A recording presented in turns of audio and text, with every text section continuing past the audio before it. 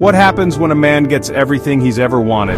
Money, women, luxury, no risk, no limits. For one petty thief named Henry Valentine, paradise comes at a terrible price. Henry, also known as Rocky Valentine, a petty criminal, tough guy, and lifelong loser, is robbing a pawn shop after knocking out the owner.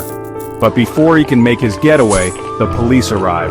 A gunfight breaks out, and Rocky is shot dead. But death isn't the end for Rocky. He wakes up completely unharmed, and standing beside him is a cheerful, well-dressed man named Pip. Pip explains that he's Rocky's guide, and he's here to grant him anything he desires. Rocky doesn't buy it. He's never gotten something for nothing in his life. He thinks Pip is a cop, a setup, a con. But Pip isn't fazed. He pulls out a notebook and starts quoting Rocky's personal tastes, his hobbies, even his favorite kind of women. Annoyed and still skeptical, Rocky demands Pip's wallet. Pip says he doesn't carry one, but casually hands Rocky a huge wad of cash and says he can have as much as he wants. Still thinking there's a catch, Rocky forces Pip at gunpoint to lead him to a swanky apartment. Pip tells him it's his, everything in it, free of charge. Rocky doesn't believe him, but slowly, he starts to relax. He changes into an expensive suit and begins to enjoy himself. Then comes dinner, brought in on a silver platter. Rocky's paranoia returns. He demands Pip taste the food first. But Pip says he's forgotten how to eat. He hasn't done it in centuries. The bullets do nothing.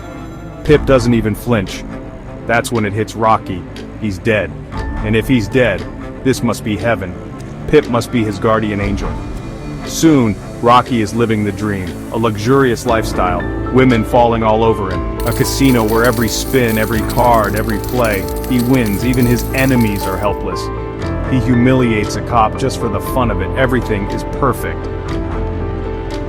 Rocky asks to see some of his old pals, the guys he used to run with.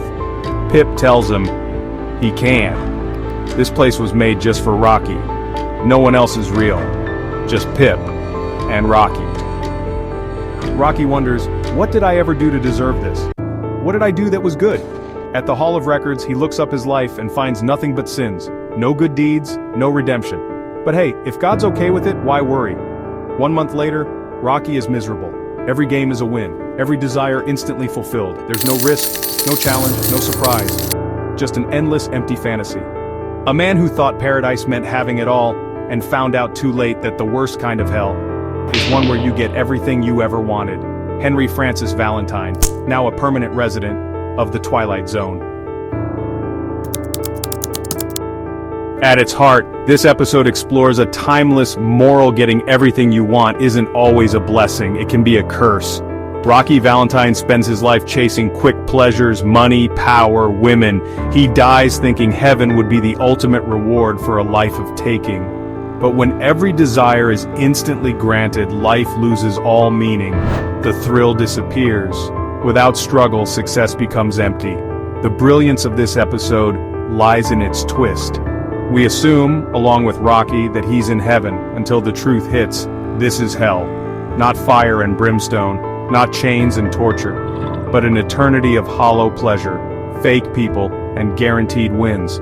It's psychological punishment, a version of hell custom-built for someone who only valued surface-level satisfaction. What makes the episode resonate so strongly is how true it feels, even beyond the supernatural setting. Modern life often promises instant gratification, likes, followers, fast rewards. But too much of that with no effort or purpose leaves people feeling exactly like Rocky: bored, restless, and deeply unsatisfied. Rocky thought he was gaming the system. In reality, he was the one being gamed. Rocky isn't just a crook, he's a man with no understanding of real joy, human connection, or growth. Even when surrounded by luxury, he's alone because everything and everyone is fake. His punishment is poetic, eternal comfort without meaning. It's a perfect example of the Twilight Zone's ability to deliver a moral punch without preaching. In the end, a nice place to visit is a chilling reminder that true paradise might not be a place where every wish is granted, but one where we earn our joy, where life still holds mystery, risk, and reward. Because in a world where you can never lose, you can never truly win. If you enjoyed this glimpse into the strange and the unexpected, tap that like button, subscribe for more journeys into the unknown, and leave a comment below.